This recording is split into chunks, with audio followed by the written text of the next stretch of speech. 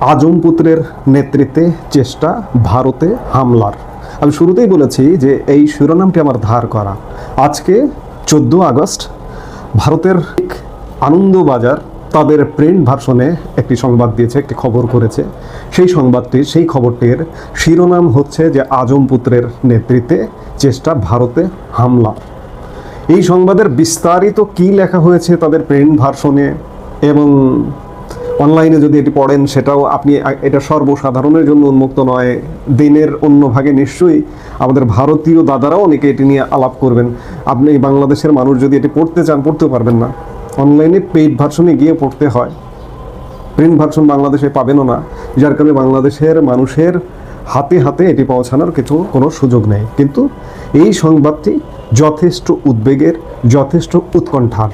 আজম পুত্র, এই সংবাদের সার সংক্ষেপে বলা হচ্ছে যে ওয়াকিবহাল মহলের বড় অংশের মতে প্রশাসনের শীর্ষ স্তরের গুরুত্বপূর্ণ পদগুলিতে জামাত ইসলামী মনোভাবাপন্ন বসানো হয়েছে।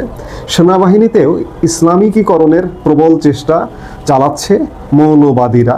এই ঘটনাটির ব্যাখ্যা যেটি দিয়েছে, এটি গত বছরের জুলাই আগস্টের অর্থাৎ 5 আগস্ট আওয়ামী লীগ সরকার পতনের পর থেকে প্রশাসনের শীর্ষ পদে জামায়াতে ইসলামী মনোভাবাপন্ন মানেই তারা পাকিস্তানপন্থী প্রশাসনে এবং সেনাবাহিনীতেও এই বিষয়টি প্রবলভাবে আছে।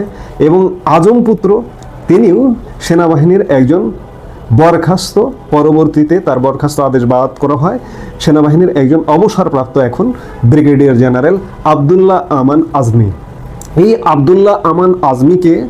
আবদুল্লাহ আমান আজমির পরিচয়টা আপনারা জানেন যে তিনি জামায়াতে ইসলামীর সাবেক আমির গোলাম আজমের পুত্র। তার নেতৃত্বে বলা হচ্ছে ভারতীয় গণমাধ্যমে যে ভারতে হামলার ছক কষা হচ্ছে, তার নেতৃত্বে চেষ্টা হচ্ছে ভারতে হামলার। এই ঘটনাটি যদি হয়ে থাকে তাহলে বাংলাদেশের জন্য যথেষ্ট উদ্বেগের, উৎকণ্ঠার কারণ আছে। ব্রিগেডিয়ার জেনারেল অবসরপ্রাপ্ত আবদুল্লাহ আমান আজমির তিনি নিখোঁজ ছিলেন, মাঝখানে নিখোঁজ ছিলেন। তিনি কোথায় ছিলেন আমরা জানি না।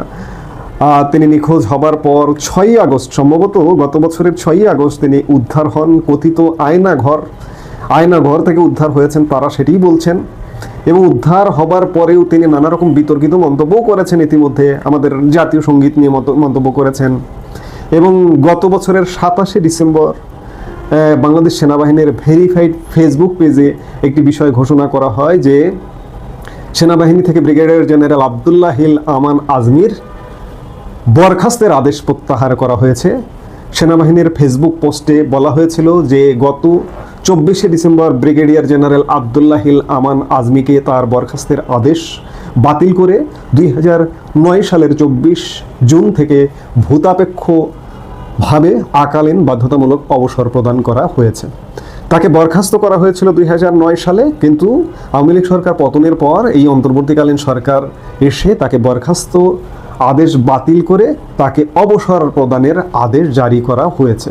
আর আবদুল্লাহ আমান আজমি একদিকে জামাতে আমিরের ছেলে, আরেকদিকে প্রচণ্ড ভারত বিরোধী, প্রচণ্ড ভারত বিদ্বেষী। এবং তিনি তার এক সাক্ষাৎকারে বলেছিল যে আমার ভারত বিরোধিতার কারণেই আমাকে সেনাবাহিনী থেকে চাকরিচ্যুত করা হয়েছে, বরখাস্ত করা হয়েছে। এবং তিনি এই যে মুক্ত হবার পরে তাকে যখন খুঁজে পাওয়া গেল, তিনি নিখোঁজ ছিলেন।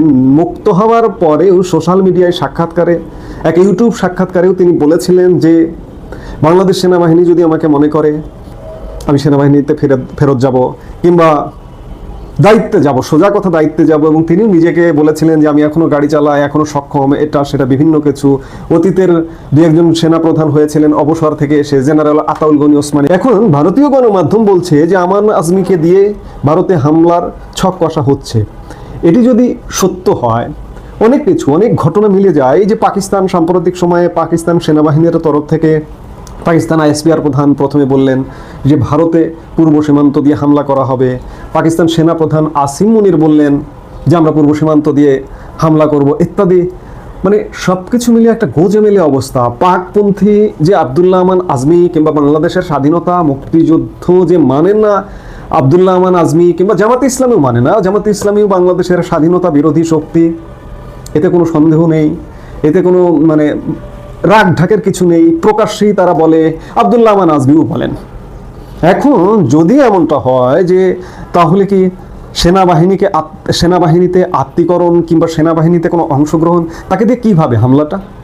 এই প্রশ্নটা যে তাকে দিয়ে, তাকে কেন ভারতীয় গণমাধ্যম তাকে কেন ভাবছে এমনটা, নিশ্চয়ই ভাববার কারণ আছে। নিশ্চয়ই গোয়েন্দাদের কাছে ভারতীয় গোয়েন্দা শ্রেষ্ঠত্বের জায়গায় দাবি রাখে যে ভারতীয় গোয়েন্দা তৎপরতা, বাংলাদেশেও যদি বলেন যে ভারতীয় গোয়েন্দা তৎপরতা, রয়ের তৎপরতা কতটা অ্যাক্টিভ, যে বাংলাদেশের সেনাবাহিনীতে কি ঘটছে, প্রশাসনে কি ঘটছে, সব খবর তাদের কাছে চলে যায়। নিশ্চয়ই তাদের কাছে খবর আছে, যার দরুন ভারতীয় একটি শীর্ষ বাংলা গণমাধ্যম এমন নিউজ করেছে, এমন সংবাদ শিরোনাম করেছে। যদি ঘটনাটি সত্য হয় তাহলে বাংলাদেশের কপালে নির্ঘাত দুঃখ আছে। বাংলাদেশ থেকে যদি বাংলাদেশি কোনো ব্যক্তি, সেটি জামাত হোক, শিবির হোক বা যেই হোক না কেন, তার নেতৃত্বে যদি হামলা হয় বা হামলার ছক কষা হয়, এই বাংলাদেশের দুর্গতি বাঁচাতে আলটিমেটলি পাকিস্তানও আসবে না, মার্কিন যুক্তরাষ্ট্র আসবে না, বাংলাদেশের মানুষকেই ভুগতে হবে, বাংলাদেশের মানুষকেই সাফার করতে হবে। এখন আব্দুল্লাহ আমান আজমি কিংবা জামাতে ইসলামী, তারা এই বাংলাদেশের মানুষ, তারা বাংলাদেশি জন্ম, তাদের বাংলাদেশের মাটিতে বেড়ে ওঠা, তাদের পাকপন্থী থাকতে পারে, তাদের পাক সমর্থন থাকতে পারে, পাক ভালোবাসা থাকতে পারে, কিন্তু পাক ভালোবাসায়, পাক প্রেমে মজে বাংলাদেশের জন্য যদি ক্ষতির কারণ হন, এটি আল্লাহ সহ্য করবে না। আপনারা তো আল্লাহর আইন চান, সৎলোকের শাসন চান। আপনাদেরকে বলবো যে আপনারা দয়া করে এমন কোনো আত্মঘাতী কর্মকাণ্ডে জড়াবেন না। আমি বলছি না, আমি যে কথাগুলো বলছি এগুলো ভারতীয় গণমাধ্যমের এই সংবাদের আলোকে কথাগুলো বলছি। আমি আমার থেকে মন গড়া একটি কথাও এই মিডিয়াতে এসে বলি না। কোনো না কোনো সোর্স থেকে, কোনো না কোনো সংবাদ মাধ্যম থেকে সংবাদ পেয়ে তখনই বলি। আমার বলাটা এই জন্যই যে যদি এ ধরনের কোনো পরিকল্পনা করেও থাকেন, জামাত ইসলামী বলুন, আব্দুল্লাহ আমান আজমি বলুন, সেনাবাহিনীতে প্রভাব বিস্তার করে বলুন, যেভাবেই হোক না কেন, এটি হবে বাংলাদেশের জন্য একটি চরম আত্মঘাতী ঘটনা। আমরা আজ আশা করব, প্রত্যাশা করব যে আপনার মতের সাথে আমার মত নাও মিলতে পারে, আপনি পাকিস্তান প্রেম থাকতে পারে, আপনার পাকিস্তানের প্রতি ভালোবাসা থাকতে পারে, আমার ভারতের প্রতি ভালোবাসা থাকতে পারে, ভারতের প্রতি প্রেম থাকতে পারে। কারণ আমার জন্ম, আমার বাংলাদেশের জন্ম কিন্তু বিশাল ভারতবর্ষ থেকে। ভারত থেকে আমরা হয়েছি পূর্ব পাকিস্তান, পশ্চিম পাকিস্তান, পূর্ব পাকিস্তান মিলিয়ে পূর্ব পাকিস্তান প্রদেশ, তৎপরবর্তীকালে আমরা বাংলাদেশ। আমার সেই পূর্বের অতীতের সেই ভারতের প্রতি আমার প্রীতি থাকতেই পারে, আপনি আমাকে নিষেধ করতে পারেন না, নিষেধ করবার কেউ না। কিংবা আপনি যখন ভাগ হয়ে পাকিস্তানে গেলেন, পাকিস্তানের প্রতি আপনার প্রীতি থাকতে পারে, আপনি সেটাও নিষেধ করবার কেউ না। আপনার যদি পীড়িত থাকে, থাকতে পারে। কিন্তু পাকিস্তানের সাথে মজে এমন কোনো কর্মকাণ্ড কেউ করবেন না, কিংবা আমি ভারতের সাথে মজে এমন কোনো কর্মকাণ্ড করব না যেটি বাংলাদেশের স্বাধীনতা, সার্বভৌমত্বের জন্য ক্ষতিকারক হয়। আজকে যে সংবাদটি এসছে, এটি সত্য না হোক, এটি মিথ্যা হোক, বা এটি প্রপাগান্ডা হোক, বা এটি সত্যও হোক, আমরা প্রত্যাশা করব যে এমন সত্যের মুখোমুখি যেন বাংলাদেশের মানুষকে হতে না হয়। এই মুহূর্তে এ পর্যন্তই। সবাই সুস্থ থাকুন, ভালো থাকুন।